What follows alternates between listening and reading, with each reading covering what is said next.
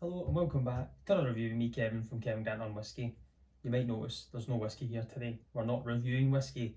What I thought I would do this week is give a little insight in how you should approach a whisky festival, just because the Glasgow Whisky Festival is round the corner next weekend on Saturday the 11th of November at Hampden, Scotland's National Stadium. It's a fantastic venue. It's been great for years and it's probably my favourite event of the year. But I thought I would try and run down the way that I approach a whisky festival and maybe some tips and some tricks on how to start your day and towards the end. And in a couple of weeks' time, we'll do a post-match interview, shall we call it, on how the festival went, like I done last year, on the really good points and things that could maybe be slightly different.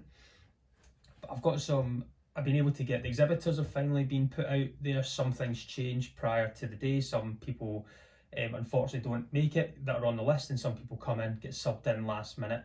So there's loads of people going. I'm going to give some shout outs to some of them, which I would like to go and see myself. I'm going to the first session. So the Glasgow Whisky Festival is held over two sessions. You've got the first session, which is 12 till 3:30, and then the last session, I think, is 4:30 till 8. There's a time difference. I always go to the first session just because I find it a little bit easier to control your day. So what I like to do, especially being local, living in Scotland, if you want to call that local, finding your trains. So the first thing that I would do if you arrive here, if you're staying in Glasgow and you're coming from overseas or you're coming from down south, you've never been to Glasgow before, is have a look at train links. Is a train link going to be your best way to get to Hampden?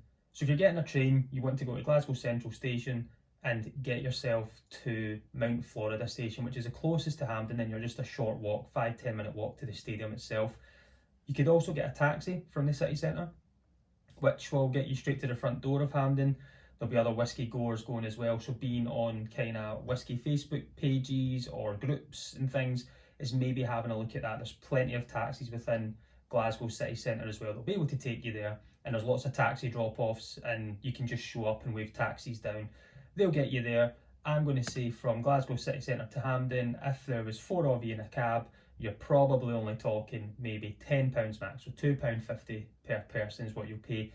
And you'll probably pay a little bit more on a train or similar, but you still have to do that wee walk. So I would suggest getting a taxi with other people and other whisky folk that are going is probably work out the best to get you there. When I arrive, what I like to do is get myself a big breakfast. Go and find somewhere, nice breakfast, get the belly full because it's going to be a long day. You're sitting there sampling lots of whisky, so you get yourself some coffees, get yourself a big breakfast, find out your times if you're going to be close to Hampden as well. Always have your ticket on you is probably the first thing I should have said. Double check, triple check, always have that on you.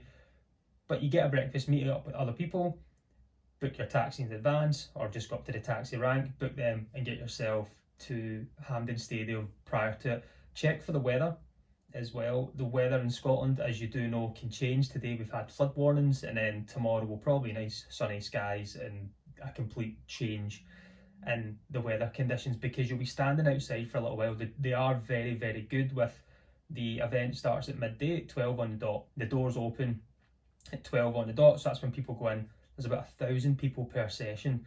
So if you're showing up slightly later, they are very quick at getting you in. They're very good for that, to get you into Hampden itself, and then that's when you've got your opportunity to go and walk around.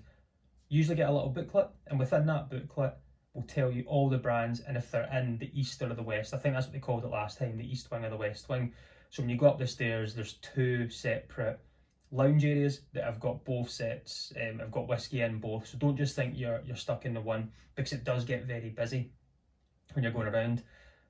Have water. Make sure you're totally bringing water and keeping yourself on top of that. What I like to do is, if I'm sampling whisky, is going up to one of the stalls, having my wee dram, and then once I'm doing that, I'm cleaning my glass out.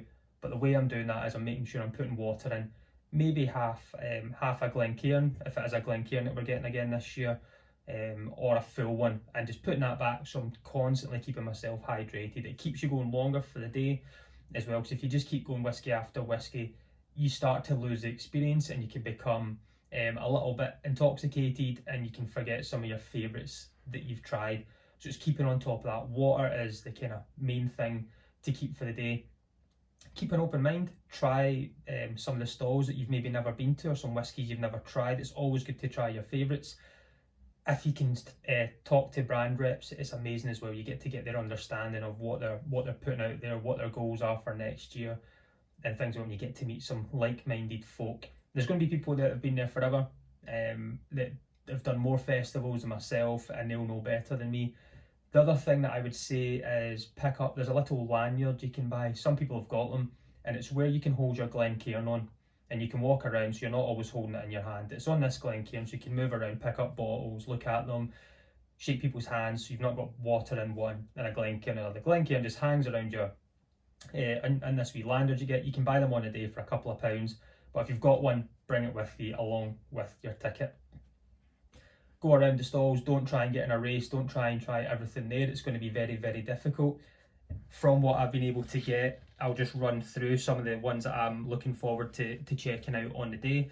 So I'm looking forward to going and seeing Arnamachan again. I think they're great. They were so busy last year because everything they brought out, the Paul and all, and it's going to be great to find out what's coming out, especially this rum cask release that they've just got. So I'd like to try that. You've got Glencadam, the 10-year-old, amazing. What else are they going to bring to that? So it's Angus Dundee. You've got Arran, so we're going to find more out about the lag. Craigellachie, Royal Brachla, Bladnoch, which I'm loving as well. Brave New Spirits, I think their stuff's fantastic, and I've tried it, but I've never spoke to the guys, so that's one I'm definitely going to go and see. Bruichladdich, try and get a wee try of an Octomore, obviously. Who else have we got there? Decadent Drinks as well. They just I love their branding and everything. They've always got something really, really amazing. Going to go and check them out. Donnock Distillery, Thompson Bros. I think they'll probably be one of the busiest stalls of the day, and being able to go to the first session, if they have a lot of whiskey they're going to sample, you've always got a better opportunity to try it because you're in the first session. The second session can be more difficult. A lot of the sample stock potentially might go because they've sampled it all in the first session, but I'll definitely go and find them. You've got Edrington as well, you've got Highland Park, Lefroy, and others. Fib Whiskey, I think they're great independent. I'm looking forward to seeing them. Fragrant Drops, I love their bottles. I got to meet a couple of them last time, so I'll really look forward to that. Glenmore, yep, absolutely. Glenallachie, let's go and see everything about the Meikle Tour. Billy Walker was there last year, maybe we get a wee picture with him. Glengoyne, obviously, they're there. Let's go and chat with them. Kilchoman, yep, love them. Lindores, absolutely. Loch Lomond, Michael Henry will be there, I imagine. Loch Lee, again, that's a cracker. Morrison's, so Carmore, Old Perth. You know I love Carmore, so I'll definitely be speaking to them. Mossburn, so Torvaig. North Star Spirits, they gave me the best dram of the year last year. I found the Ben Nevis 1996 26-year-old. It was a sample I was able to try, and that was, I still can't get over how good that was. Rare Whiskey, Single Cask Nation. We've also got, who else did I say I've got in there I'd like to see? Vintage Malt Whiskey Company as well. So that's just some of them, that's not even all of them. And you've got 3 hours really to go around and see what you do. I like to take pictures as well. Something else that I do is when I'm going around and trying drams, I like to take pictures because it can be quite scary the next day that you look at your phone because you can see how many samples you've tried, but you're remembering these are not full drams, these aren't 25, 35 mils, these are just little tasters that you're getting to try. So going around, you've had your big meal, you've had your big breakfast, you've had your water, you're hydrated, you're having your dram hydration. You can last a lot longer in trying all these samples. So when I looked at my phone last year, the day after, I thought, well, I've tried a few here, but I remember majority of them as well. It's hard to write down. I did try to take the tasting notes, but it was more the experience that I was remembering. So I take pictures of everything that I try, and I can look at them next day to see what I really enjoyed. The ones that I do really, really enjoy, I'll favourite them as well. You get there, make sure at the end of the festival, don't try and, when they do last orders, don't try and run around and just grab as much as you can. That just, there's no point, because you're then just drinking to get drunk, and you're not drinking the whiskey to experience it and know what's going on. So there's plenty more afterwards. Afterwards, there's 1,000 people coming out of Hampden at the same time. Getting a taxi is a lot more difficult. So try and plan in advance. If you know you're going to be leaving, is book a taxi after as well. Put it in a name, get it to pick you up either locally at the street or out at the front. If the taxi driver's going to come back, make sure he's got a phone number to contact you on. because everyone waits and phones taxis, and it's very, very busy and very difficult to get a taxi afterwards. So that's one that I would look ahead and plan for, unless you get the train back or you're looking to get buses and so forth. I don't know much about the buses, but taxis are the best way to get around, to get back into the city centre itself, unless you've got someone that's going to come and pick you up. That's even better. So have your ticket. A wee recap here. Ticket. Go for your breakfast, big hearty breakfast. Find a taxi with some friends. Makes it a lot cheaper. Get there in plenty of time. Get yourself in the queue.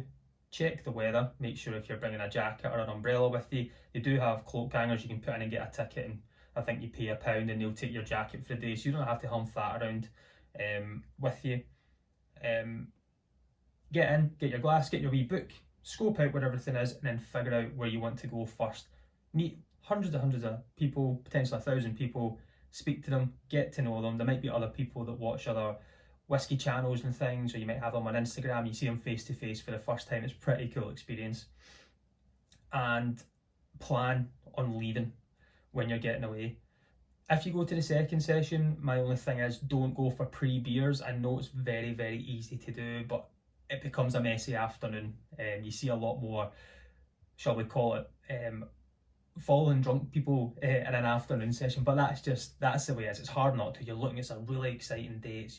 You're trying some fantastic whiskey. You're trying things at over 30 years old. You've paid £45 for a ticket, and you could try 2 drams in there that will cover the ticket price straight away. But the best thing of all, the main thing that you need to do is go and enjoy it. Have fun. Meet people. Try fantastic whiskey. Like-minded folk. And there's never any trouble that I've seen yet. Bar me, I'm just the biggest trouble you'll see. But other than that, it's fine. So just go and have a good day. Enjoy it. Don't go over the top. Find your good whiskey and let me know as of next week when we do a post-match review of my favourite whiskey and how the event went.